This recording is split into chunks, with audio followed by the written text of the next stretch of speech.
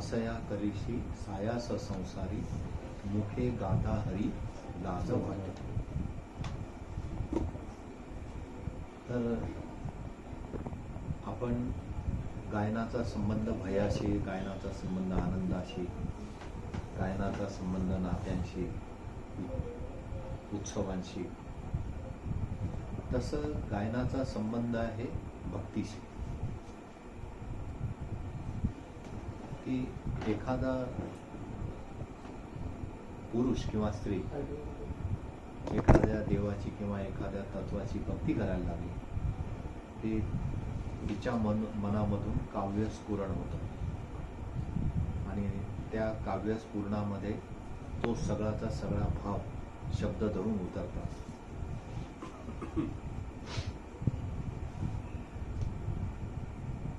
काव्य जेव्हा भक्तीला धरून उतरताना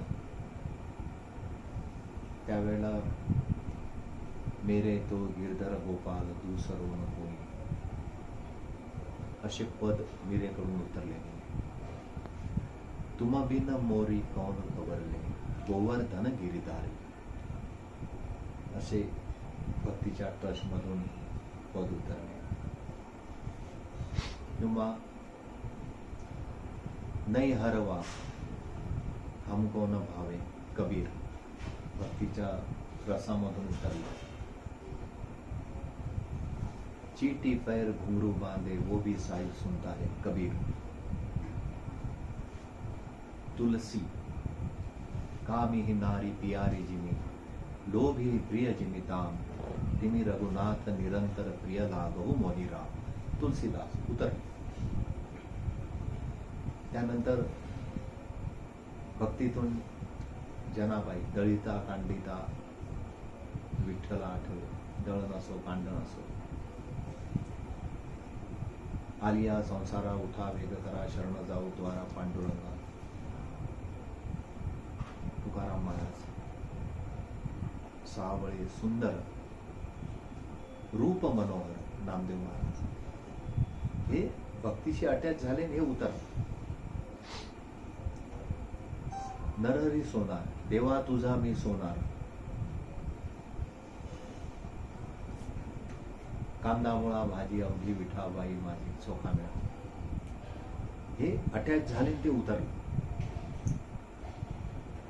कबीराचे दोहे आणि पद प्रसिद्ध आहे. मीराबाईचे पद प्रसिद्ध आहे.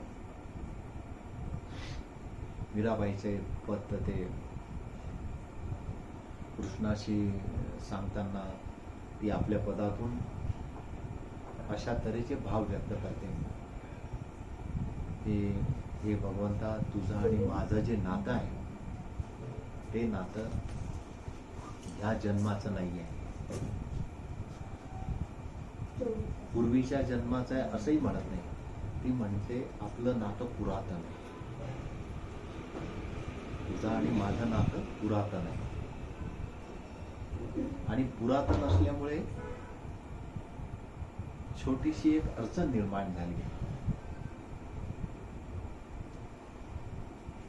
तुझ्या भक्तीचं नातं पुरातन असल्यामुळे एक छोटीशी अडचण निर्माण झाली. आणि ती अडचण कोणती आहे की विसरायचा किती प्रयत्न केला ना तरी विसरल्या जात नाही, पुरातन असल्यामुळे.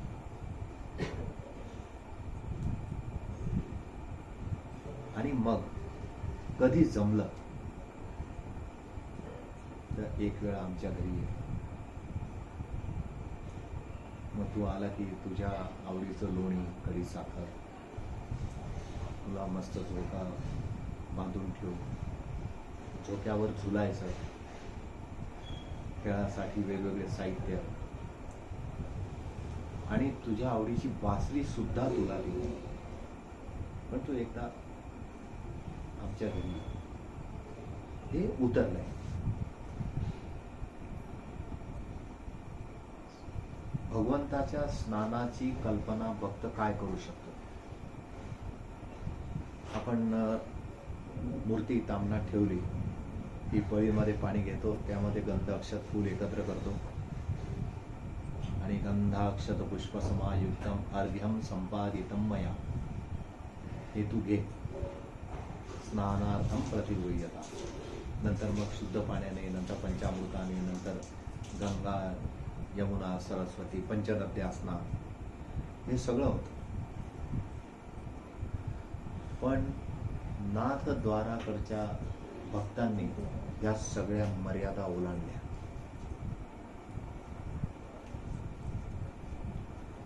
त्यांनी पळी नाकारली आंघोळीला, त्यांनी चमचे नाकारले, भांड तांब्याचा तांब्या नाकारला. त्यांनी सांगितलं, त्यात मीराबाई प्रमुख आहे. काही जे प्रेमी भक्त आहे ना, त्यांच्या चरित्राचा, जीवन चरित्राचा अभ्यास व्हायला पाहिजे.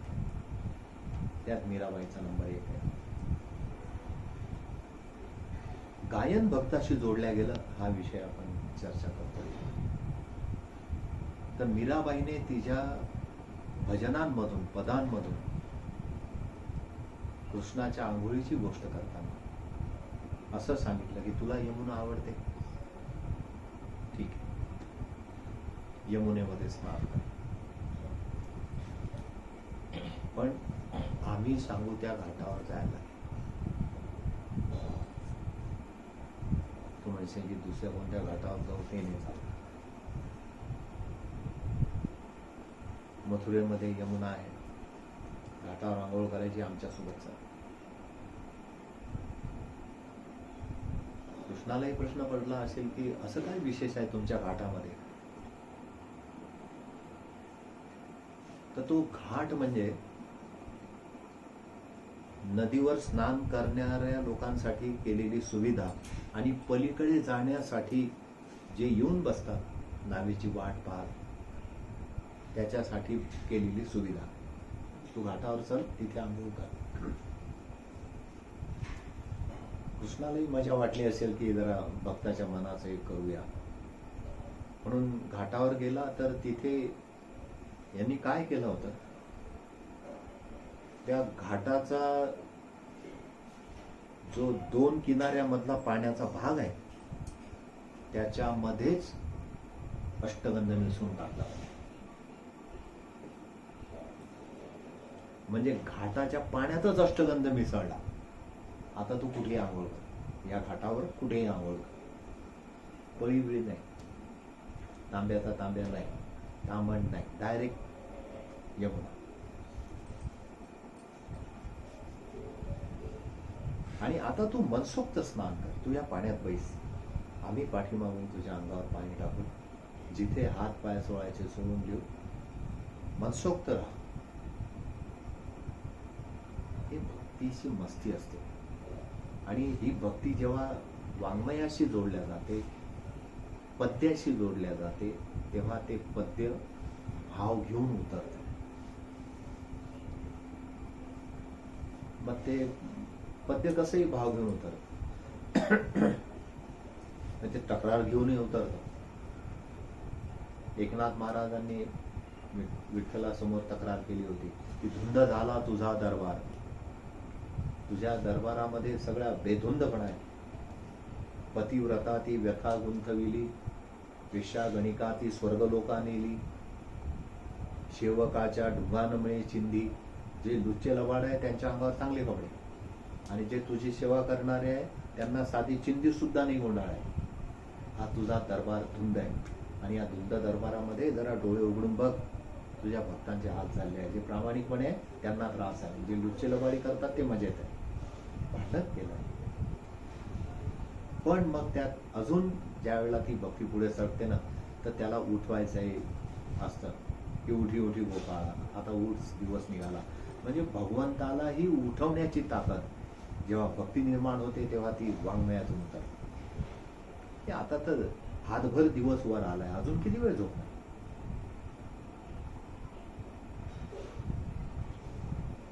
पहाट झाली आहे, सूर्याचा उदय होऊन गेलाय, वासरं अंबरत आहेत, गाईचं दूध काढणं चाललंय, तो पुढे झोपलाय. आणि आम्ही केव्हाचे महाद्वारामध्ये येऊन थांबलोय. मग रुक्मिणीला रिक्वेस्ट करायचे पद्य आले की तुम्ही राई रुक्मिणी तुम्ही दोघी जाण त्याला उठा, जास्त निद्राधीन असेल तर जाग करा त्याला हलवून, आम्ही बाहेर थांबलोय महाद्वारात. हे भक्ती जेव्हा गायनाशी जोडल्या जाते तेव्हा मुखातून हे बाहेर येतं.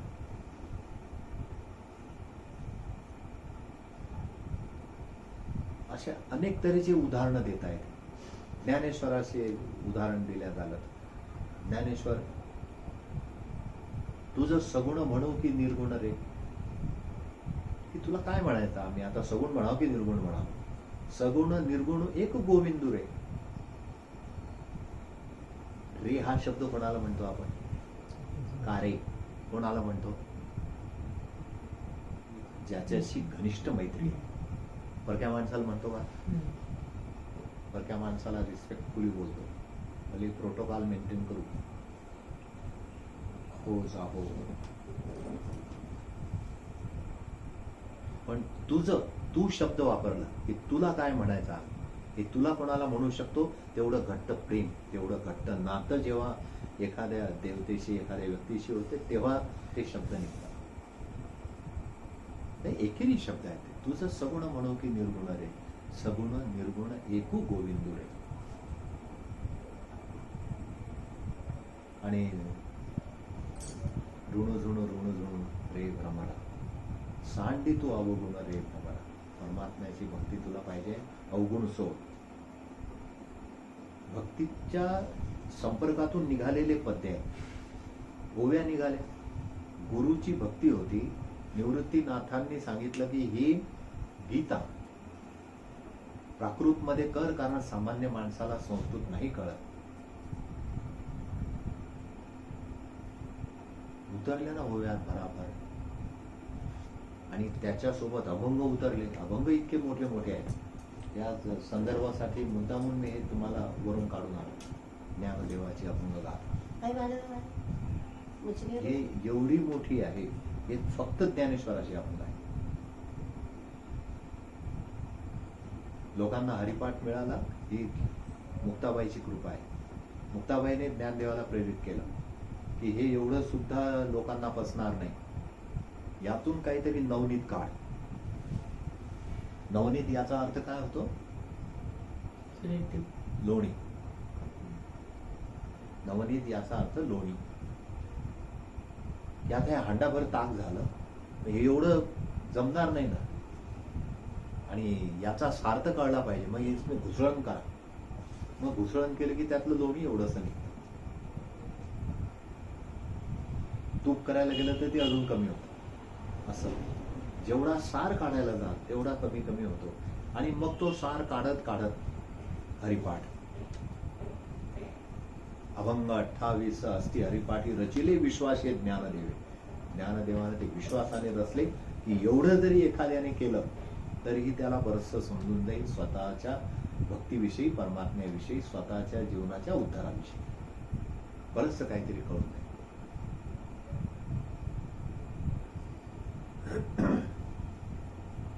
तुकाराम,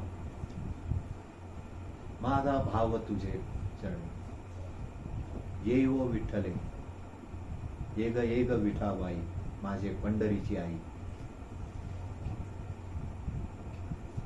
सगळे हे जे आहे रामदास स्वामी दासबोध लिहिणारे, त्यांचे अभंग, त्यांच्या ओव्या, त्यांचे मनोबोध, त्यांच्या मनाचे श्लोक, नको रे मना, नको रे मना, मना सज्जना, असे जे निघाले ते रामाच्या भक्तीचा संपर्क आला, गायन निघाले.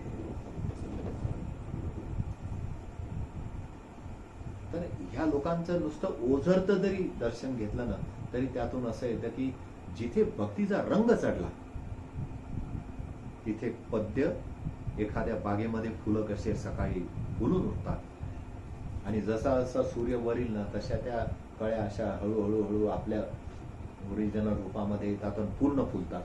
तसे ह्या लोकांचा जसा भक्तीशी संपर्क आला, रामदासाचा रामाशी, रामदास स्वामीचा रामाशी, एकनाथ महाराजांचा कृष्णाशी, ज्ञानेश्वराचा विठ्ठलाशी, कृष्णाशी, मीराबाईचा कृष्णाशी, तुळशीदासाचा रामाशी, एवढंच नाही तर शंकराचार्याचा शिवाशी स्तोत्र उतरले. अधरम मधुरम नयनम मधुरम किंवा चरपट पंजरिका स्तोत्र का गायन आहे ते. पुनरपि जननम पुनरपि मरणम पुनरपि जननी जठरे शयनम इह संसारे पार उतारे कृपया पारे पाही मुरारे, हे त्यातूनच उतरलंय. वेदसार शिवस्तोत्र शंकराचार्य. कितीतरी गायनाचे प्रकार शंकराचार्यांनी लोकांना दिले. कितीतरी सुंदर सुंदर स्तोत्र बाहेर आले. बुधकौशिक ऋषी रामरक्षा बाहेर आली. म्हणजे भक्तीशी संपर्क झाला आणि पद्य बाहेर आलं. आता आपण ज्या भजनावर चर्चा करतोय, का सया तरीशी सायास संसारी, हे रामाच्या पूजनाच्या संपर्कामधूनच हे बाहेर आले ना. कुठेतरी भक्तीचा टच झाला, तो सुगंध त्याला लागला की लगेच ते फुलूनच उठतं. आणि सुगंध कसा आहे की थोडाही थेंब खाली पडला तो इमिजिएट पसरतो. ही झाली भक्ती. पण विरहाच्या बाबतीतही उड उड रे काऊ, विरहाच्या बाबतीमध्ये जबरदस्त आहे. कबीर, दादू, हुजूर स्वामी, त्यानंतर ज्ञानेश्वर. विरहाचा टच पद्याला होतो आणि ते बाहेर येतो. गायन येतं विरहाच्या ह्याच्यात. विरह म्हणजे आता ज्ञानेश्वर महाराज असं ते चित्र रंगवत आहेत की पंढरपूरची वारी आहे आणि ती व्यक्ती आहे ती पंढरपूरला जाऊ नाही शकत. कदाचित हा प्रसंग ज्ञानदेवांनी बघितला असेल आणि बघितल्यानंतर मग तिथं बाहेरच्या झाडावर कावळा आला आणि तो कावकाव करायला लागला. कावकाव करायला लागल्यानंतर जो पंढरपूरला जाऊ नाही शकला तो भक्त बाहेर आला. त्याने बघितलं की कावळा कावकाव करतोय. तर मग त्याने सांगितलं की आता तू असं कर, पंढरीला जा आणि पांडुरंगाची खुशाली घेऊन ये. माझं एवढं काम तू कर. दोन प्रेमी जेव्हा वेगवेगळ्या भागात असतात आणि ते एकमेकाला पाहू शकत नाही, भेटू शकत नाही. अर्थात त्यावेळेला काही कोरोना नव्हता, लॉकडाऊन असा प्रकार नव्हता, पण जायलाच वेळ लागायचा. महिलांतर असायचं, शक्य नसायचं माणूस भेटणं. प्रेमी जे असतात, आकर्षणातून निर्माण झालेले प्रेमी किंवा स्त्री पुरुष प्रेमी, त्यांनी पुरातन काळामध्ये कबुतरांचा वापर केलाय. कबुतराच्या पायामध्ये चिठ्ठ्या बांधून किंवा गळ्यात चिठ्ठी अडकून तिकडे पाठवायचे शिकलेले कबूतर. त्याच्याही अगोदर पाश्चिमात्य देशामध्ये ससाणा पक्षाचा वापर करतात लोक. अरबस्थानामध्ये जे हातावर बसून असं ससाणा शिकवलेले असतात. पण ज्ञानेश्वराने तर त्याच्या पुढची कड केली. तो भक्त बाहेर आला आणि त्याने सांगितलं, हे बघ, मला त्यांची भेट नाही होत ना, मी तिथे जाऊ शकतो, पण तू जाशील का? त्यांची खुशाली आणशील का?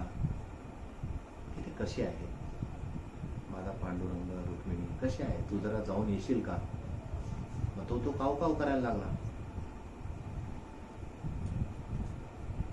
मग ऑफर सुरू झाली की जर तू माझं एवढं काम केलं, पंढरपूरला जाऊन विठ्ठलाची खुशाली आणली, तर तुझ्या पायामध्ये आहे ना सोन्याची पाऊल पडत, सोन्याने मडवीन पाऊल. तू एवढं काम केलं तर तरी तो उडत नाही, तो काव काव करतो. मग याच्या लक्षात अरे हा काही त्या सोन्याला बोलणारा नाही आहे. मग त्याने दुसरी ऑफर दिली, दही भाताची उंडी घालीन तुझे तोंडी. दही भात आणेल, ताजा एकदम दही आहे, गरम भात आहे, आणि मग ते तुझ्या तोंडात घालेल. करशील काम एवढं? उड उड रे काऊ. तू जरा जा पंढरीनाथाची खबर घेऊन ये आणि मला सांग तो कसा आहे तिथे. आठवण येते आहे विरह. आणि त्या विरहामध्ये काय होतं? भक्ती पेटते, प्रेम पेटतं. विरह असा आहे की त्यामध्ये ती झोपलेली भक्ती जागृत होते, झोपलेलं प्रेम जागृत होतं. आता कबीर काय म्हणतात विरहा संबंधी? विरहा मोसो यो कहे. म्हणजे हा जो विरह तयार झाला ना, कबीर रामाचे भक्त होते, तर हा जो विरह तयार झाला, हा विरह मला असं सांगतो, विरहा मोसो यो कहे गाढा पकडो मोही. विरह जो आहे तो मला असं सांगतो की हे कबीरा, तू मला पक्क धरून ठेव, मला सोडू नको. आठवण येते आहे ना, मग ती आठवण पक्की धरून ठेव. गाढ़ा पकड़ो मोही चरण कमल की मौज में. आता तो राम कुठेतरी लांब आहे आणि कबीर इकडे शेले म्हणतायत आणि ती आठवण येते. आणि मग खूप दिवस झाले रामाचे चरण नाही पडले, त्याच्या पायाजवळ बसलो नाही. चरण कमल की मौज में लय पहुंचाओ तो. तुला जे वाटतं ना त्याच्या पायाजवळ बसलो पाहिजे, तर त्या तीव्रतेने, ती जी तीव्रता वाटते की बसलो पाहिजे, तू फक्त जागेवरच राहा, मीच तुला तिथे पोहोचून देईल. विरहामध्ये माणूस शरीराने जरी नाही हल्ला तरी पोचतो कसा? मग संकल्पनेने, कल्पनेने. तो डोळे बंद करतो आणि मग त्यातून निर्माण झालं मानस पूजन. की आता लॉकडाऊन आहे, काळारामाच्या मंदिरात जाऊ शकत नाही, मग डोळे बंद केले आणि मानस पूजेमध्ये तर काय तुम्ही वाटेल ते करू शकता. रामाचे पाय समोर आहे, खाली चांदीचं तामण आहे आणि पेले आहेत चांदीच्या पळ्या, गंगेचं पाणी, आणि एक एक दोन दोन पळ्या पाणी टाकतोय 2 अंगठ्यांवर, नंतर अष्टगंध, नंतर उठणं, नंतर पंचामृत, पंचामृताचे सगळे 5ही प्रकार, मग परत कोमट पाणी, मग सुगंधी द्रव्य, मग चंदनाचं पाणी, अत्तर भारीतले. मानस पूजेमध्ये हलकं अत्तर कोण वापरेल? मानस पूजेचा जन्म झाला की मग तो संकल्पनेने ते करतो. तर तो विरह कबीराला काय सांगतो? विरहा मोसो यो कहे गाढ़ा पकड़ो मोही चरण कमल की मौज में लय पहुंचाओ तो. मौज म्हणजे आठवण, त्या आठवणीमध्ये मी तुला पोहोचून देईल. विरहासाठी दादू काय म्हणतात? पंजाबचे संत होते दादू. विरह अग्नि में जली गए. विरह काय? तो अग्नी आहे आणि त्या अग्नीमध्ये प्रेमी जळून जातो.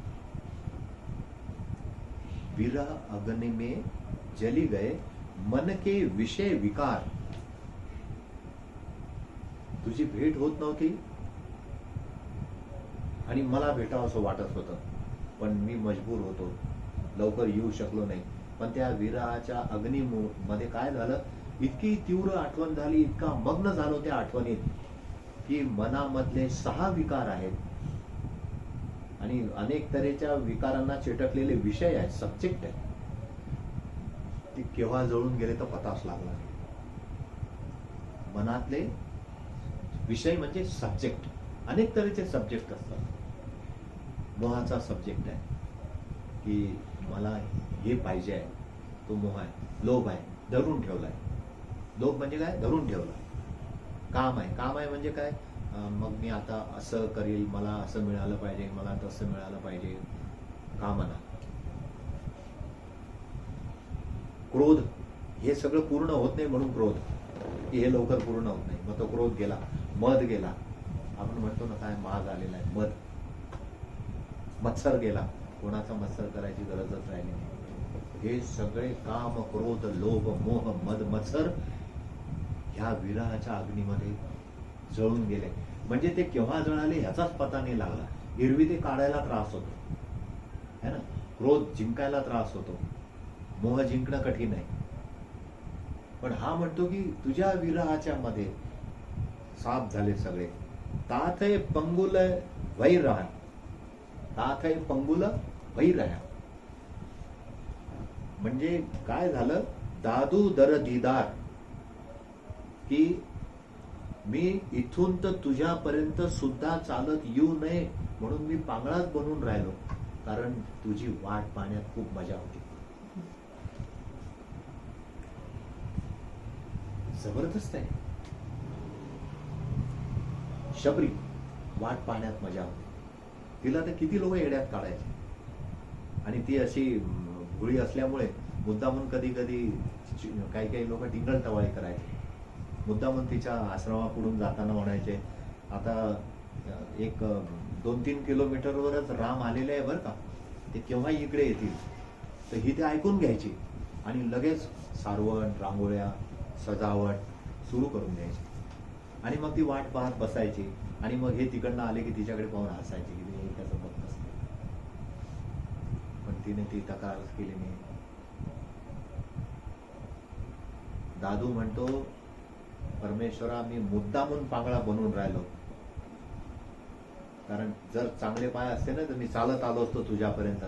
पण मला पांगळा होण्यात मजा आली, कारण तुझी वाट पाहण्यातला जो रस आहे ना तो भेटण्यात नाही आहे, म्हणून मी पांगळा बनून राहिलो. पाय चांगले नाही केले.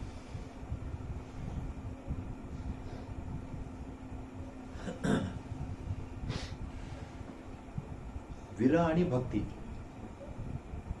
कल्पना कशा करतो माणूस की विरहामध्ये तो जर ज्या देवाचा भक्त असेल मग तो डोळे बंद करून कल्पना करील की आकाश मार्गाने पिवळा पितांबर नेसून गरुडावर स्वार होऊन शंखचक्र गदा पद्म धारण करून तो इकडे येत आहे. आणि येता येता घरून उशिरा निघाल्यामुळे संध्याकाळ होत आहे. आणि संध्याकाळ होतो तर तो मला दिसणार नाही ना, म्हणून निढळावर कर ठेवून ठेवून बघतोय. निढळ म्हणजे हे असं आपण असं लावून बघतो, पूर्वीचे लोक बघायचे. आता दुर्बीण निघाल्यामुळे एवढा ताण नाही, पण असं बघायचं की काही दिसतंय का. आणि मग ज्या वेळेला आकाशात तारे निघाले, आता तर घरात जायचं की नाही की आता काय दिसणार आहे. पण आकाशातले तारे निघाल्यानंतर थोडासा ओट्यावर चढला आणि तिकडे बघायला लागला की आता इकडनं तर येणार नाही, कारण गार झुळूक आहे ना हवेची, ती इकडनंच आली आहे. आणि थोडा सुगंधही आला, वनमाळेचा सुगंध आला, तुळशीच्या माळेचा सुगंध आला, अष्टगंधाचा सुगंध आला. कदाचित इकडनंच येईल, कारण ती गार हवा इकडनंच आली आहे आणि ती मला स्पर्शून गेली.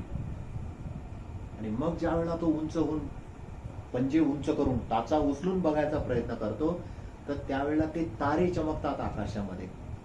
तर मग त्याला असं वाटतं की कदाचित असं होत असेल की मुद्दामून रात्र केली असेल, माझ्या भेटीसाठी मुद्दामून रात्र केली असेल. आणि ती रात्र एवढ्या करता केली असेल की ह्या ताऱ्यांनी सजलेला तो परमात्मा मला दिसावा. तारामंडलामध्ये एक चमकता सूर्य मला दिसावा. जसं काही अनेक चांदण्या अशा विखुरलेल्या आहेत, त्याच्यामध्ये तो गरुडावर बसून येतोय, पिवळा पितांबर घातलेला आहे आणि गळ्यातला शेला आहे, गरुडाच्या वेगामुळे तो मागे उडतोय. दोन्ही पायावर जे धोतर आलेलं आहे, जो पितांबर आलेला आहे, तो पितांबर लखलखतोय कारण हवा आहे. परंतु हे मला सगळं त्या ताऱ्यांच्या प्रकाशातही बघता आलं पाहिजे. दिवसाची मजा वेगळी राहिली असती. म्हणून तर लोक संध्याकाळचं लग्न निवडतात, रोषणाई करतायत. गोरज मुहूर्त काढा म्हणतात, लाइटिंग करायची आहे, स्टेज सजवायचं आहे. म्हणूनच मला माझ्या भेटीला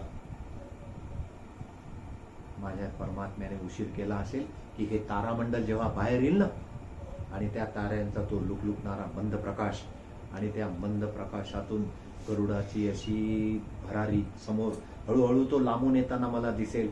पहिल्यांदा त्याची चोच दिसेल, मग त्याचा चेहरा दिसेल, मग हळूहळू तो पुढे येताना त्याचा समोरचा भाग दिसेल आणि मग तो चतुर्भुज परमात्मा दिसेल.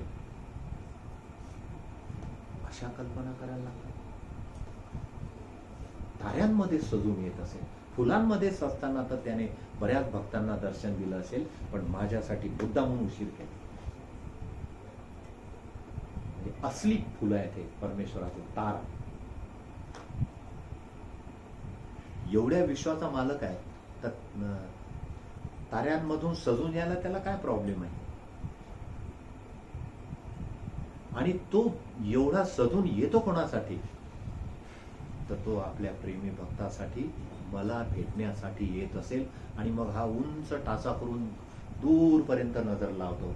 पण दूरपर्यंत नजर लावल्यानंतर दिसतात फक्त तारे आणि त्या ताऱ्यांचा मस्त लुकलुकणारा प्रकाश, आणि त्यात मधूनच एखादा शुक्र तारा चमकून जातो. आणि मग याला अंगामध्ये लहर उठते की कदाचित आता येईल. आणि मग ते रात्रभर चालतं ते. आणि जेव्हा सूर्य निघतो आणि ते तारे लुप्त होतात, तेव्हा आशा मावळते. आणि मग तो नर्वसनेस, वेळ झाली नाही, रात्र गेली उभं राहून, निढळावरी कर ठेवून वाट पाहत होतो, नाही आला. पण आशा अशी आहे ना भेटीची, की दिवसाचे कामं पटापट आटपून घेतो आणि संध्याकाळ झाली, आकाशात चंद्र एकदा बाहेर आला आणि त्याच्यासोबत तारामंडल दिसायला लागलं की हा पुन्हा ओट्यावर. आज तर नक्की येईल, काल कदाचित काही काम झालं असेल, रुक्मिणीने उशिरा पंगत केली असेल, नाहीतर हिचं काही काम असेल, आज तर येईल. असं करत करत वर्षानुवर्ष वाट पाहणारे ते हव्या वेगळ्या जगामध्ये जगतात. आणि मग त्यांच्या तोंडून जे बाहेर पडतं ते असतं पद्य विरहाचं.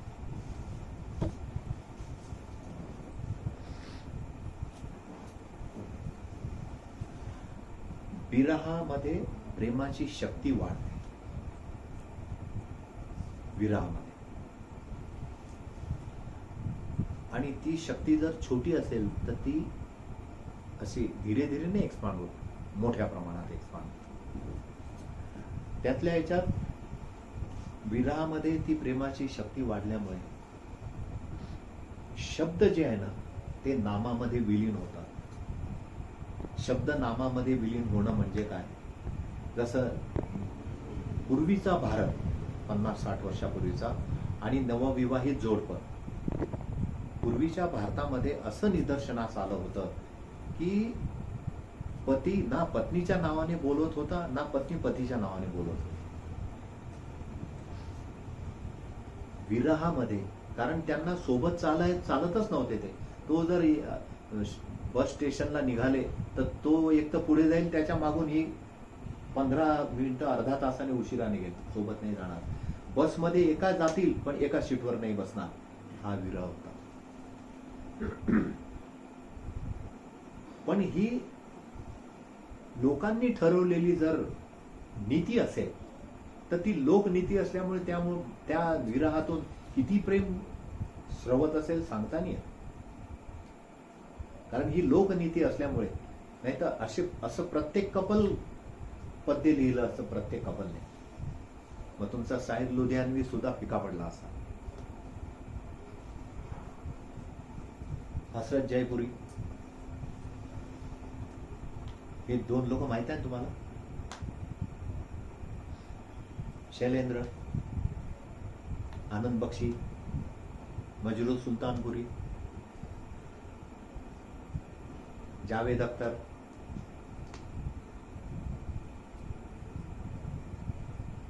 गालिब,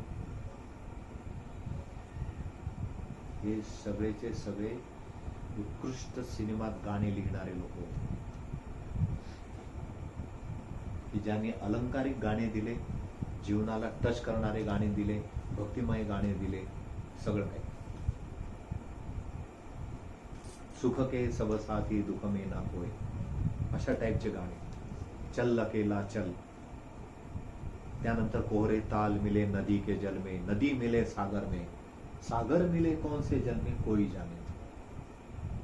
नंतर जाने चले जाते हैं कहां दुनिया से जाने वाले.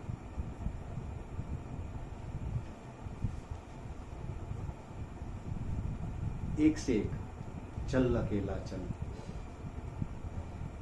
अकेले हैं चले आओ, एक से एक. एहसान तेरा होगा मुझ पर. उतरले कुठून आहे? कुठेतरी अटॅचमेंट होती तेव्हा ते उतरले. जिंदगी का सफर है ये कैसा सफर, जाने चले जाते हैं कहाँ दुनिया से जाने वाले, जोत से जोत जगाते चलो, प्रेम की गंगा बहाते चलो, सपने सुहाने लड़कपन के, एक से एक.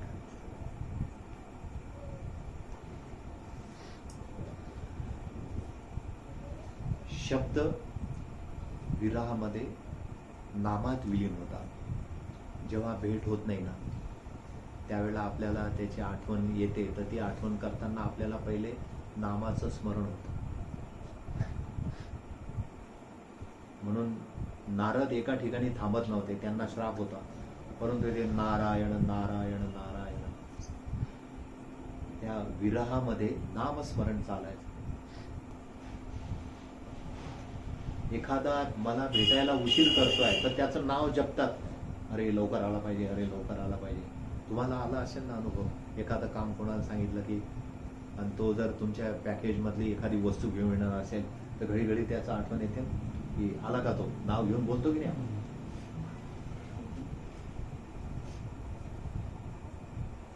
आता विरह की आग जब भड़के, दूर कर जगत की काई. काई म्हणजे कवर, ते वर येतं कात. दूर कर जगत की काई म्हणजे ज्या वेळेला माणूस त्या आठवणीत असतो ना त्यावेळेला तो कुठे आहे काय आहे विसरूनच जातो. गाडी चालवत असला तर गल्ल्या चुकल्या जातात, भलत्याच गल्लीत जातो शोधत असला काहीतरी. विरह की आग जब भड़के, दूर कर जगत की काई, भाग तेरा जगे सोता, नाम और धाम मिल जाई. झोपलेलं भाग्य उठून उभं राहतं विरहामध्ये, आणि नाम परमेश्वराचं तर तोंडात येतच, पण त्याचा पत्ताही मिळून जातो. धाम मिल जाई. धाम म्हणजे ऍड्रेस.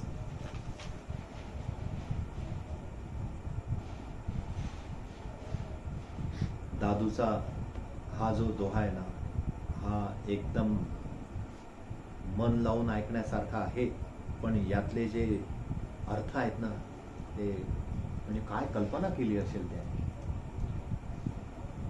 ज्ञान ध्यान सब छाडी दे. ज्ञान आणि ध्यान सोडून दे. जप तप साधन जोग. जपही करू नको, तपही करू नको, योगही करू नको, काही साधन करत असशील तर तेही करू नको. दादू विरहा लय रहे. विरहामध्ये तू जग. छाडी सकल रसभोग. सगळे रसभोग सोडून दे. विरहाचा रसच पिणं सगळ्यात मोठा रस आहे.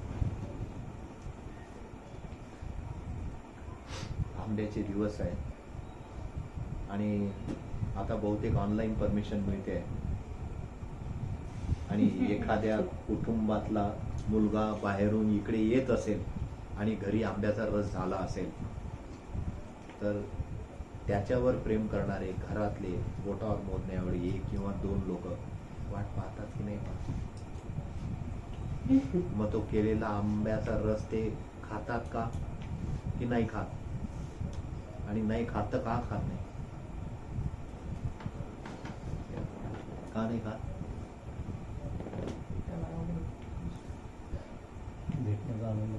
तो येईल मग त्याच्यासोबत. छाडी सकल रसभोग. तो येणार आहे हे फक्त झाल्यावर कितीही चांगला रस घरात तयार असला तरी तो रस सोडून देतो. तो आल्यावर बघून हे जाऊ द्या बाजूला, झाकून ठेवा, थंड झालं तर गरम करू, पण नको. हे प्रेम करणारे असतील तर, नसतील तर म्हणतात तसं काही नाही, ते येऊन घेऊन घेतात त्याचं म्हणजे असे. पण ते प्रेम करणारा असला तो नाही करत असत.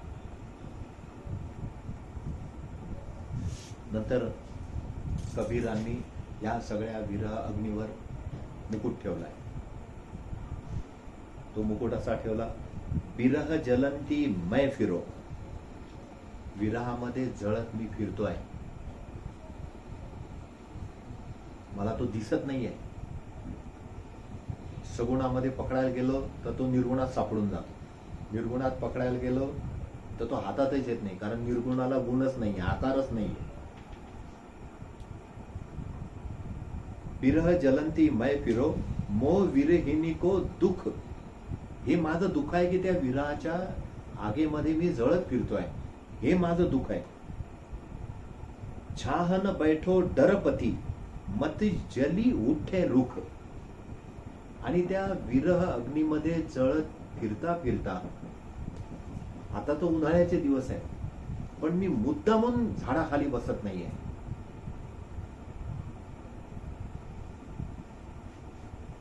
काय म्हणतात कबीर,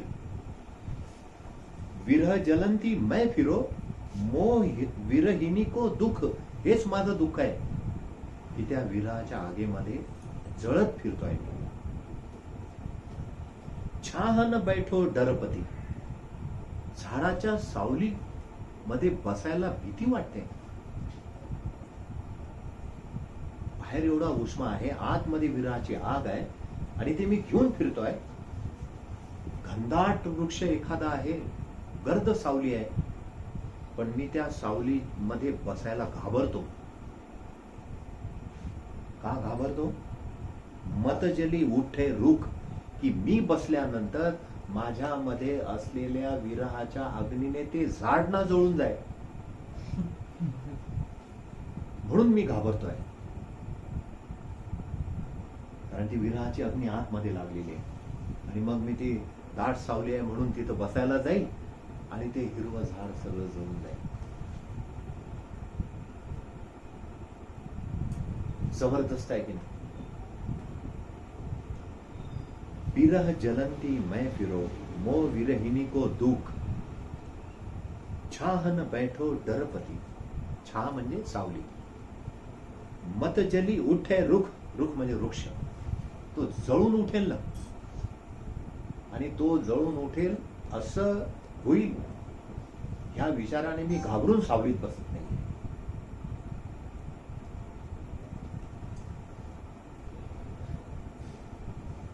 मजेशीर आहे की नाही? ज्ञानेश्वराचे काही छोटे मोठे असे नमुने शोधले आहेत, मी त्यातले 2-3च तुम्हाला दाखवतो. जबरदस्त लोक होते हे.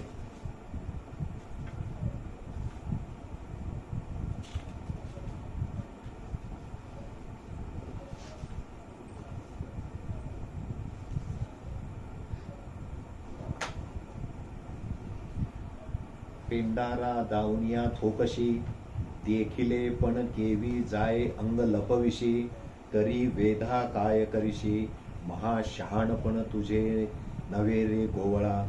आम्ही एकविध जीवे तुला केले आधा तुरे, वर्षाओ ओसरलिया उल्हासु जाय, तैसी न होत प्रेमळ उपरे रे गोवळा. लूट करणाऱ्या कृष्णा, तूच आम्हाला संसार दाखवतोस.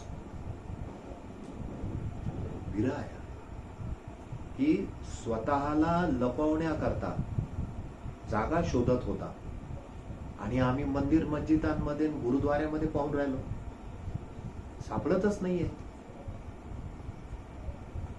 स्वतःला लपवण्याकरता कोणती जागा शोधली तू अशी? हैराण झालो ना आम्ही पाहून पाहून. तेव्हा मैफिल मधलं कोणीतरी एक उठलं आणि त्याने सांगितलं की अरे इकडे मी सांगतो तुला, अपने आप को छुपाने के लिए वो तुम्हारे अंदर आके बैठा है. आणि हे कानात सांगितलं त्याने की तुला माहित आहे का, मी ते राज ओळखतो स्वतःला लपवण्याकरता. आणि हे सगळं आहे ना, ही नारदाची कळ आहे. नेहमी नेहमी लोक भेटायला यायचे, विष्णूही बेजार झाला, केअर टेकिंगचं काम आहे, कोणी केव्हाही निघतो, कोणाचं पोरगं हरवलं, कोणाचं काही झालं, तुम्ही लक्ष देत नाही, आमचे कुपोषणावाले आहे, कोणी उपोषणावाले आहे, कोणी आंदोलनावाले आहे. हैराण झाला. मग त्याने रिक्वेस्ट केली ब्रह्मदेवाला की बुवा मला एखादी आरामाची जागा तर द्या. ब्रह्मदेव म्हणे बुवा ते काही आपल्याला सांगता येणार, कारण माझेच मंदिरं कमी आहे. तर मी काय सांगू तुला भारतामध्ये तुला लपायची जागा तुम्ही शोधा कुठेतरी. चांगल्या समजदार माणसाला विचारा पाहिजे. आता समजदार माणूस कोण असणार आहे? मग विष्णूला वाटलं की मग शिवाशी बोलून घेऊ. शिवाशी बोलले म्हणे बुवा माझी लपायची जागा कुठे आहे? म्हणे लपायची जागा तुम्हाला सोसणार नाही म्हणे. म्हणे का बरं? म्हणे तुम्ही असं एकदम आरामशीर शेषशाहीवर झोपलेले, स्मशानात तर राख उडते म्हणे अंगावर, आणि तिथं केव्हाही कितीही प्रेत येतात, त्यामुळे ही लक्ष्मी टिकेल का तिथं? म्हणे मग म्हणे कैलासावर गेले तर बर्फ आहे, आणि तुम्हाला तर सागरात झोपायची सवय आहे. आपल्याला नको विचारू, तुम्ही तुमचं पाहून घ्या. मग झाली पंचायत. मग एक सदस्यीय कमिटी नेमली नारदाची की तुम्ही सगळीकडे जाऊन यायचं भूमंडलामध्ये, विश्वामध्ये, आणि माझी राहण्याची जागा फायनल करून यायची. फिरला फिरला फिरला भयान झाला. तो म्हणे देवा अरे कुठेही जा माणसं आहेतच, कायच करावं आता, तुला लपायची जागा कुठे सांग. पण म्हणे माझ्याजवळ एक शक्कल आहे, तुझं ते ऐकलं ना सुखातच कायम. म्हणजे डेफिनेट 100% गॅरंटी. कोणीच देत नाही, मी देतो. कोणत्याच गोष्टीची 100% गॅरंटी. नारदाने सांगितलं मी देतो. त्याला वाटलं एखाद्या मूर्तीच सांगतो की काय. तो म्हणे नाही नाही. मग त्याने त्याच्या कानात सांगितलं, आणि याने आपला बोऱ्या विस्तर उचलला आणि जाऊन पथारी टाकून दिली. अजूनही लोक हिंडतातच आहे. आणि त्याने कोणतं ठिकाण निवडलं आहे राहण्याचं? हार्ट. नारदाने सांगितलं हार्ट मध्ये जर तू राहिला ना तर हे इतके येडे आहे की ते सोडून सगळीकडे पाहते. असे काही वागतील की दुसऱ्याचा हार्ट दुखवतील, ते हे नाही पाहणार इथं तू आहे म्हणून. त्यामुळे तू काळजी नको करू, तुला काहीच धोका नाही.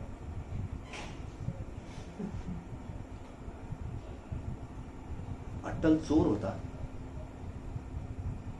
आणि त्याला अशी खबर लागली की इथे एक संन्याशाचा आश्रम आहे, आणि बरेच लोक त्याचे श्रीमंत लोक शिष्य आहेत, आणि ते खूप धन त्याला देतात, आणि ते धन त्याने त्याच्या तिजोरीत ठेवलेलं आहे.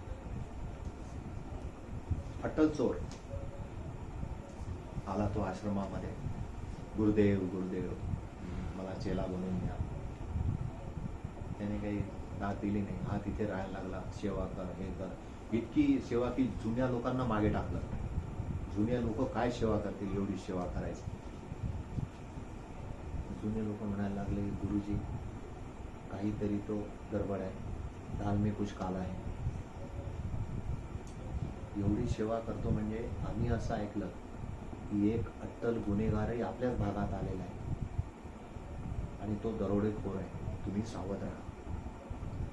तो म्हणे ठीक आहे. 1 वर्ष झाला आश्रमात राहिला. तो असं वावरायचा की बिलकुल मस्त. एक दिवस अशी पाळी आली की त्यांच्या गुरुची काहीतरी पुण्यतिथी की जयंती होती, आणि तो प्रोग्राम दुसऱ्या आश्रमात होता. तिथून तो बराच लांब होता.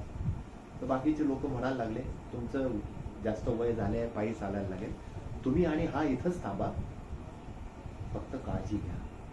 कारण त्यांना माहित नव्हतं हाच दरोडा पाडणार आहे, आणि तो आपल्याच भागात आलेला आहे, तर याला जरा अलर्ट राहा सांगा, आणि तुम्ही सावध राहा. पण तुम्ही ते अख्ख्या आश्रमात हे 2च जण ते सगळेचे सगळे त्या प्रोग्रामला निघून गेले.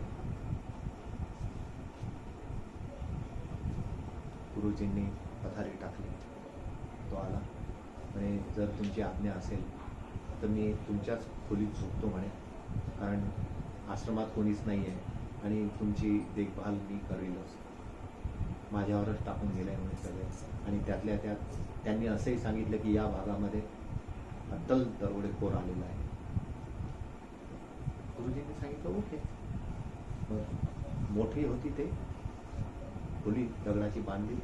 एका बाजूला गुरुजी झोपले, दुसऱ्या बाजूला तो. गुरुजींना 4 वाजेनंतर जागायची सवय होती. हा रात्रभर जागला. त्यांना गाढ झोप लागली असं पाहून 4 वाजेच्या आत हात साफ झाला पाहिजे म्हणून तो उठला. गुरुजीचे कपडे, भांडे कुंडे, त्या तिजोरीची चावी शोधत होता. सगळं अस्ताव्यस्त शोधलं. 3:30 वाजले. शुक्राचा तारा, ते सप्तर्षी सगळे उलटे झाले असे. ते पाहिलं आकाशात, तेव्हा घड्याळी नव्हत्या. त्याला वाटलं अरे बापरे, आता हा तारा निघाला म्हणजे 3 वाजले असतील, 1 तासाने हा उठेल. त्याच्या आत शोधा शोधा घामाघूम झाला. 26 सापडले. त्या याच्यामध्ये तो इतका अस्वस्थ होता, चक्रा मारायला लागला. कुठे असेल कुठे असेल, पळत सुटला. ह्या रूम मध्ये पाय, त्या रूम मध्ये पाय, पूर्ण आश्रम पालथा घातला 1 तासात. आणि तो तिकडनं असा फास्ट येतच होता. तेवढ्यात गुरुजी उठले. हरिओम हरिओम असे हात केले. समुद्र वसने देवी पर्वतस्थान मंडळी. आणि याने आवाज ऐकला. हा बाहेरून येताना गुरुनी पाहिलं. काय बाहेर काय करत होता? नाही म्हणे गुरुजी जरा फेरफटका मारायला गेलो. तो कोणी नाही ना, तुम्ही मीच आहे आश्रमात. तेव्हा सगळं व्यवस्थित आहे की नाही? तुला काम कसं काय आलं? काही मेहनत करत होता.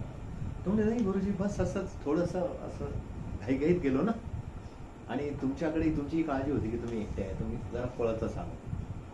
नाही पण म्हणे चेहरा थोडासा घाबरलेला आहे, काही शोध चालला होता. तो म्हणे नाही नाही तसं काही नाही, तसं काही नाही. बरं ठीक आहे, मग आता चला स्नान वगैरे उठू. ठीक आहे, मी असं करतो म्हणे, तुमचे आपले अंथरुण गुंडाळून ठेवतो, मग आपण सोबतच जाऊ. म्हणजे ठीक आहे. त्याने त्याचं अंथरुण गुंडाळलं, गुरुजीचे अंथरुण गुंडाळलं, उपवस्त्र उचलले, नदीवर गेले, स्नान झालं. त्याचं स्नानातही चित्त लागेना. असा बेचैन, त्याचे ते भिरभिरते डोळे आणि ती बेरकी नजर. गुरु मग आज काय झालंय तुला? तब्येत बरोबर नाही का? तो म्हणे तर नाही नाही गुरुजी तसं काही नाही, बस आपलं असंच, तुम्ही एकटे आहे ना म्हणून मला थोडं असं वाटतं. असं वाटतं याच्यापूर्वी तर मी काही वेळा एकटा राहिलोय, हा काय घडी घडी सांगतो तुम्ही एकटे आहे? आले तिकडनं, देवपूजेत मन लागेना, कसं तरी फुलं असे फेकल्यासारखे केले. त्याचे ते चरित्र काही गुरुंना नीट नाही ते वाटले. मग ते मुद्दा म्हणून सांगायचे, आज आहे ना एका एका देवाला एक एक फुल बरोबर व्हायचा आणि देव फुलांनी सजवायचे. असं वाटलं अरे बापरे, ते धरले कसे तरी टाकून. त्याने तो आला, आरती भराभर घंट्या वाजवून आरती केली, नैवेद्य दाखवला. दुपार झाली. आता संध्याकाळी सूर्यास्ताच्या सगळे लोक आश्रमात येतील आणि तोपर्यंत आपलं काही काम होत नाही. 12 वाजताचं तिक्कड आणि दह्याचं भोजन झालं. याने सांगितलं, महाराज एक रिक्वेस्ट आहे. म्हणे काय? म्हणे बापा तो दरोडेखोर मीच आहे, पण मला सांग ती चावी कुठे ठेवली आहे? म्हणे कसली चावी? म्हणे त्या तिजोरीची. आता तर मी थकलो म्हणे, रात्रीपासून अख्खा रात्र जागून काढली आणि चावी सापडत नाही. अरे ठेवली कुठे? एक रूम सोडली नाही म्हणे मी पाहायची. पण म्हणे आता प्रामाणिकपणे सांगतो, मी हारलो म्हणे. भले मी काही नेणार नाही, मला माहित आहे आश्रमात आता पुढच्या 1 तासामध्ये कोणी येईल, कदाचित आले असतील बाहेर, मी खरंच काही नेणार नाही. पण प्लीज मला सांग, कारण मला ती क्युरियोसिटी आहे. ते नाही भेटलं तर चालेल, पण चावी कुठे लपवली? आता प्रश्न तो आहे. गुरुने सांगितलं, तू कन्फर्म आहे? तो म्हणे हा. म्हणे सगळं शोधलं? अहो म्हणे तुम्ही नाही शोधलं असेल एवढ्या गोष्टी सगळ्या शोधल्या. सगळं शोधून झालं, चावी नाही सापडत. आणि आश्रमात तर असं काही नाहीये. मग त्याने सांगितलं, तुझं पांघरून टाक आणि तुझ्या उषा खालीच आहे.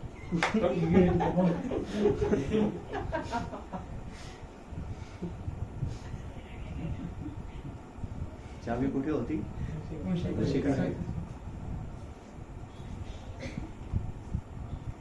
माणूस कुठे शोधतो नेहमी? गुरु म्हणे मी खरंच म्हणे हारलो, पहिला माणूस सापडला म्हणे तू असा. नाहीतर मी अट्टल लपवणारे असू दे ना, शोधलेलंच होतं. पण ह्या वेळेला मला तुम्हाला रिक्वेस्ट करावी लागली, तुम्ही खरं गुरु आहे म्हणे. तो म्हणे की अरे एवढे लोक मला जेव्हा सावध करत होते आणि तू एकटा राहिला माझ्याजवळ, तर मी सावधच होतो, पण मी बिंदास याच्याकरता झोपलो की चावी तुझ्या उशाखाली होती. आणि मला माहित होतं की तू तुझी उशी कधीच नाही. तो म्हणे तुला काय वाटतं, तू माझी उशी चेक केली ना, मी जागा होतो. तू कमरेच्या त्या गाठी सोडून पाहिल्या, मी जागा होतो. तू जानवं ओढून पाहिलं की जानव्याला बांधली आहे का, मी जागा होतो. पण मला माहित होतं आणि माझा जो अंदाज होता तो पक्का होत होता की हाच तो आहे ज्याचे सगळे लोक चर्चा करताय. पण चावी तर तुझ्या उशाखाली होती.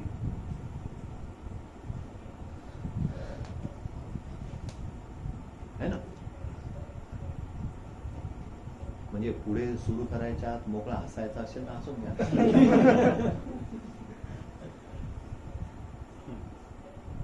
नारदाने काय सांगितलं, भगवंता मुळीच घाबरू नको. बस तुला स्वतःला जर लपायचं असेल ना, तर ते बेस्ट प्लेस हार्ट. हार्ट मध्ये तू राहा. येडे तुला सगळीकडे यात्रेत जत्रेत तीर्थावर हिंडत फिरतील, काहीच सापडणार नाही आणि कोणी तुला डिस्टर्बही करणार. उशी खालच्या चावीसारखी गोष्ट आहे. खजान्याची चावी आपल्याच डोक्याखाली आहे, पण माणूस ते कधीच नाही पाहत.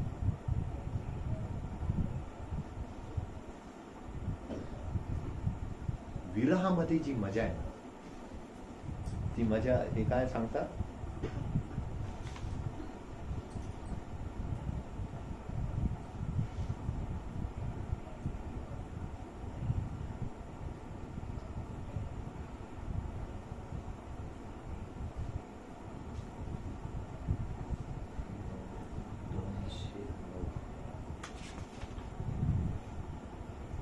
लूट करणाऱ्या श्रीकृष्णा, तूच आम्हाला संसार दाखवतोस, आमचा नाश त्यात होतो, पण तू मात्र तेथेच लपून राहतोस.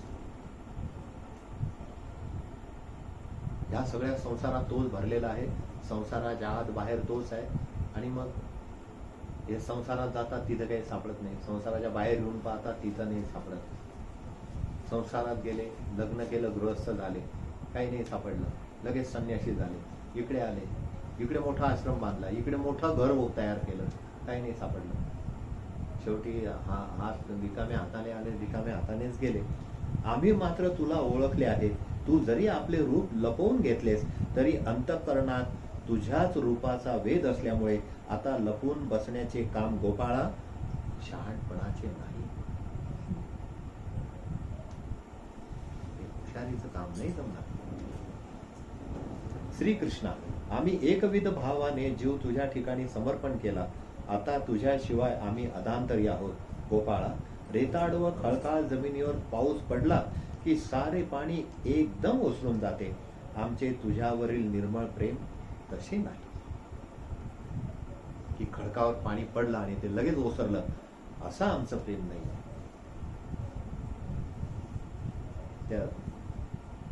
ते चिकट तेल असतात ना, ते तेल पडलं तरी निघत नाही लवकर, असं आमचं प्रेम. ते जमिनीला धरून राहत, मध कसं धरून राहत. झाडावरची फुले काढून त्याचा हार गुंफला तर त्याची शोभा डोळ्यांना उरत नाही, पण नाकाने त्याचा वास घेण्यास आपण समर्थ असतोच. आम्ही वरवर कसेही असलो तरी आमच्या प्रेमभावाचा सुगंध मात्र कायम आहे.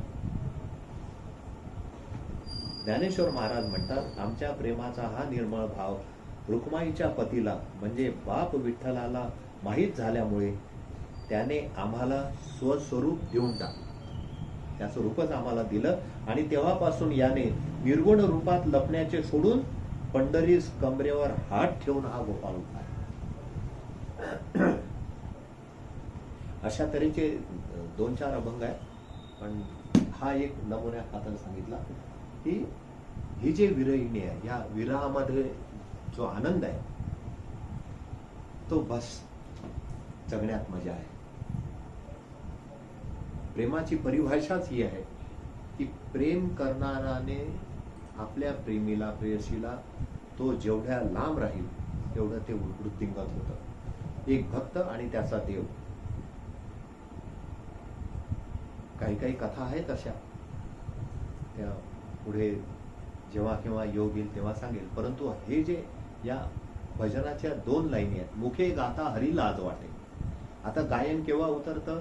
भयाच्या वेळेला, आनंदाच्या वेळेला, विरहाच्या वेळेला, प्रेमाच्या वेळेला, भक्तीच्या वेळेला, नात्याच्या वेळेला, है ना, इतक्या वेळेला हे गायन उतरतं. पण या 2 लाईनीमध्ये ते गायन कोणाचं उतरायला पाहिजे ते त्याचा उल्लेख आहे. मुखे गाता हरी, हरीचं गायन व्हायला पाहिजे. आता विरहामध्ये जर एखादा पुरुष स्त्रीच्या देहाचं वर्णन करत असेल तर ते हरीचं गायन होणार नाही, कारण तो शरीराशी आसक्त आहे. तो धनाविषयी काही म्हणत असेल, संतोषी मातेचं व्रत, महालक्ष्मी देवीचं व्रत धनासाठी करत असेल तर ते गायन हरीसाठी होणार नाही.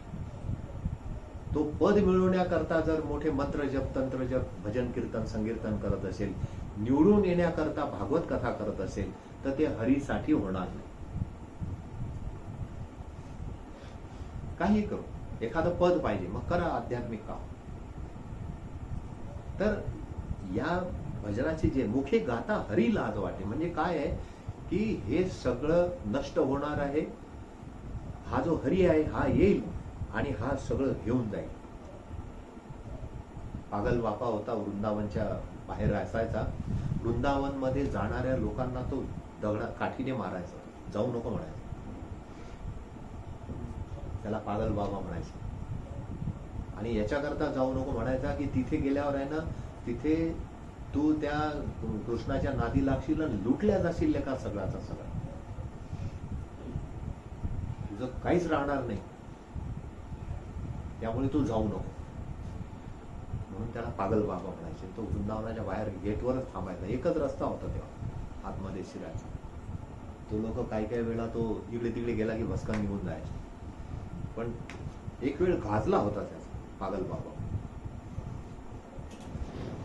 तर मुखे गाता हरी लाज वाटे म्हणजे मृत्यूचं स्मरण ठेवायला लाज वाटते, पण मृत्यू सोडून इतर गोष्टीचं स्मरण ठेवायला, त्याच्याविषयीचं गायला बरं वाटते. रमैया वतावैया तेरी प्यारी प्यारी सूरत हो, काय नाही, मस्त. पण मुखे गाता हरी लाज वाटे. हरीचं नामस्मरण, हरीचं म्हणजे मृत्यूचं स्मरण ठेवायचं किंवा आपल्या भगवंताचं स्मरण ठेवायचं, ते गायन करायचं. अभंग कोणाचे पाठ आहे का? पण हम तुम बिन जी नाही सकते असं ते गाणं आहे की नाही पाठ? 2-4 लाईनी येतात की नाही कोणा आहे ना. नाही तर आता ते केसरी मधलं आहे की नाही पाठ? हे कबीराचं एक पद तरी माहित आहे का? साधो ये मुर्दो का गाव. तो तो म्हणते की एका मुर्द्याची आठवण नका ठेवू, हे गावच मुर्दा आहे. सूरज मरी है, चंद्र मरी है, सगळे ग्रह तारे मरणार आहे, जाणार आहे ते काही नाही राहणार. मग हे सगळं जाणार आहे ह्याचं स्मरण ठेवणं. विवेकानंदाच्या भाषेमध्ये मृत्यूचं स्मरण ठेवणं. उपनिषदाच्या भाषेमध्ये अमृतत्वाचं स्मरण ठेवणं. आता अमृत म्हणजे मृत हा शब्द आहे की नाही, मृताच्या पुढे फक्त अ आहे. विशेष समजून घेतलं मरण म्हणजे ते अमृत झालं. की आता मृत्यू आला तर जागेपणी मरू, की हा देह सुटतो आहे, हे सगळं केलं होतं पण काही कामात नाही आलं, खुश आहे आणि बड़ी जगह पे जा रहे, अपने अपने धाम की तरफ जा रहे. चांद सूरज जहां पवन ना पाणी, असं ते धाम आहे. असं ते धाम आहे की तिकडे जे लोक जातात तर फक्त जाणाऱ्यांचेच पावलं दिसतात, तिकडनं येणाऱ्यांच्या पाऊल कोणाच नाहीये. असं ते धाम आहे. यद गतवान निवर्तन्ते तद्धाम परमं मम. अर्जुनाला सांगताना भगवान म्हणतात की अर्जुना, असं ते धाम आहे की जिथे गेल्यानंतर माणूस परत येत नाही. अमृत, अमृतस्य पुत्र. मरण समजून घेतलं की अमृत येईल. आणि भाव अधिक श्रद्धा इज इक्वल टू अमृत. आणि ती भाव श्रद्धा जर ह्या संसारिक कार्यावर असेल, अर्थात चुकीचा संदेश नका नेऊ. सांसारिक कार्य देह चालवण्याकरता आवश्यक आहे, पण ते देह चालवण्याकरता आवश्यक तेवढंच. प्रत्येक गाडीच्या डिझेल टँकची आणि पेट्रोल टँकची कॅपॅसिटी वेगळी आहे. पण मग टाकी फुल करा म्हणजे त्याच्यापेक्षा जास्त भरा असा अर्थ होतो का? पण फुल केलेली टाकी अजून केव्हा भरावं लागेल हे ड्रायव्हरला बरोबर कळतं की नाही? तसा प्रकार संसाराविषयी आहे की आपल्याला कळलं पाहिजे की आता केव्हा फ्रंट फुटवर यायचं, केव्हा बॅक फुटवर यायचं.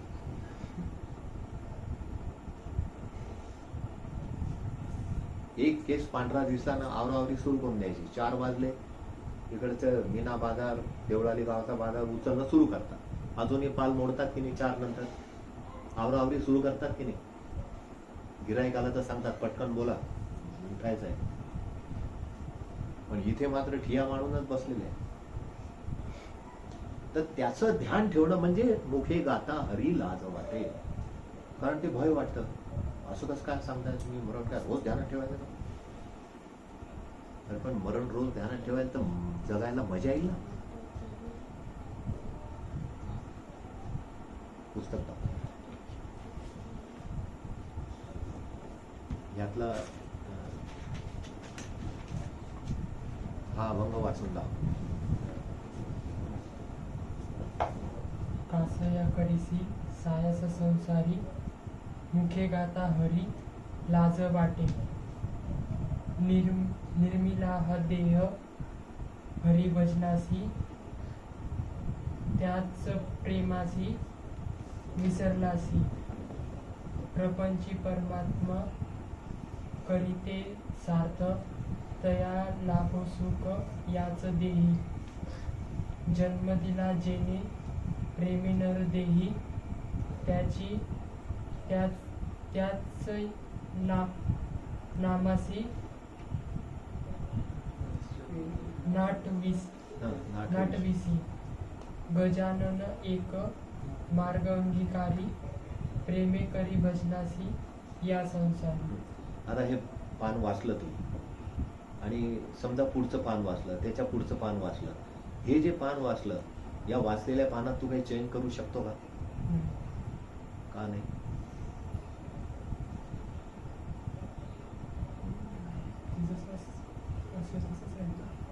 सांग. याने हे पान वाचलं आणि हा आता पुढचे पानं वाचत जाईल. जे पान वाचेल ते याच्यावर येईल, जे पान वाचेल ते याच्यावर येईल. जेवढे पानं वाचले त्या पानांमध्ये हा काही बदल करू शकतो का? नक्की सांगा. पुढचा प्रश्न विचारणार आहे. हा,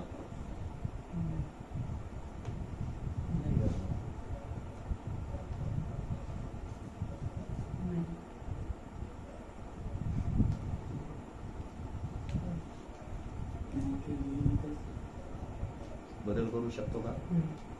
बरं, मग पुढचे जे पानं तू वाचणार आहे त्याच्यात काही बदल करू शकतो का? तुला माहित आहे का पुढे काय आहे ते? पुढच्या पानावर काय माहित आहे का? त्याच्या मागे काय माहित आहे? आता ते उघडल्यावर कळेल ना. आता माहित आहे का?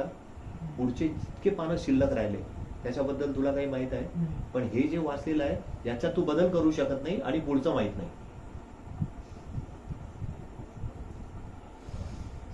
समजले काही भाऊ?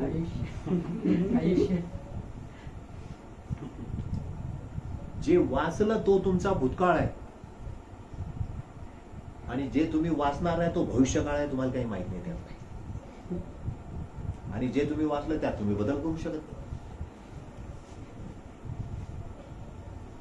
असंच तर लाईफ आहे.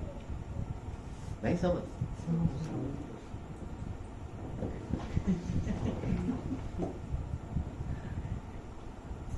दाबू नको, मोठ्याने ठाळका मारून देतात. बस मग काय येतात. आतापर्यंत जर का 10वी मध्ये 68% मार्क पडले असतील, 45 पडले असतील, 54 पडले असतील, त्यात काही बदल करू शकता? पक्क झालं ना? मग त्याची आता चिंता आणि टेन्शन घेऊन काही उपयोग आहे का? बरं ठीक आहे, पुढच्या 12वी मध्ये किती मिळणार आहे तुम्हाला माहित आहे? मग पुढची चिंता करायला काही मजा आहे? मग आत्ता जर जगायचं असेल तर मरण ध्यानात ठेवलं की ते पटकन जमतं. की उद्याचा भरोसा नाही आहे, जो करना है आज करो.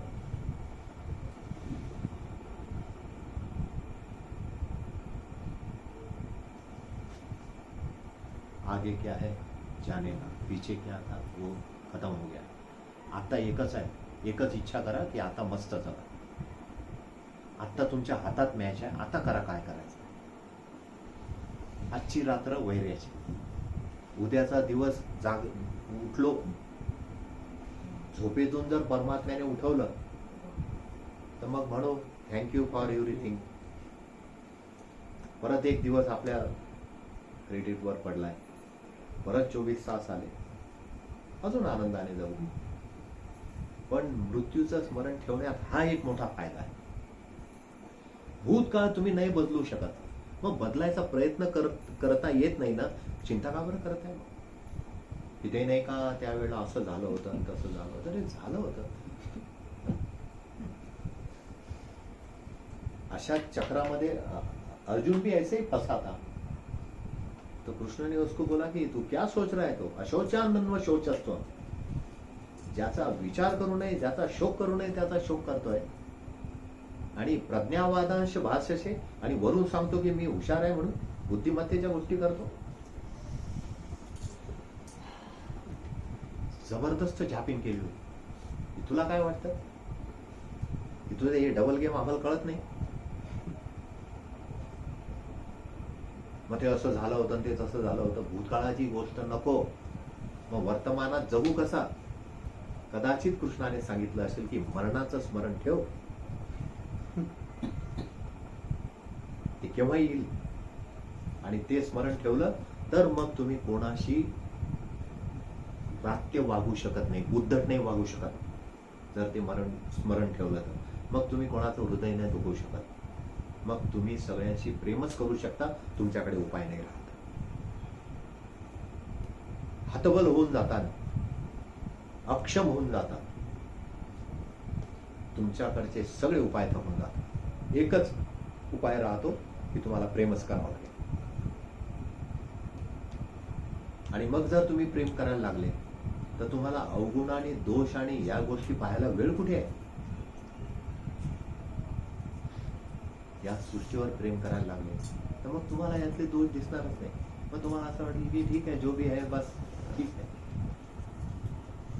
मुखे गाता हरी लाज वाटे. आणि ह्या मृत्यूचं स्मरण ठेवून त्या स्मरणाची भक्ती करणं, त्या स्मरणाविषयी प्रेम ठेवणं, त्या मृत्यूच्या विरहामध्ये गायन करणं, ह्याचीच लाज वाटते.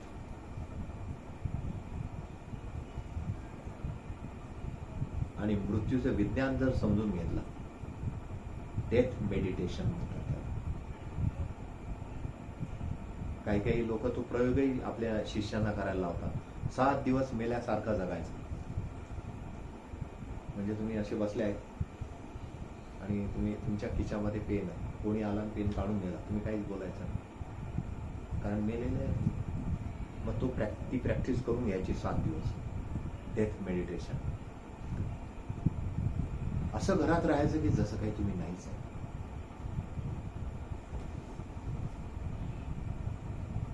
आणि तो मृत्यू सतत लक्षात ठेवायचा. कासया करीशी सायास संसारी, मुखे गाता हरी लाज वाटे. इथे हे ध्रुवपद पूर्ण झालं.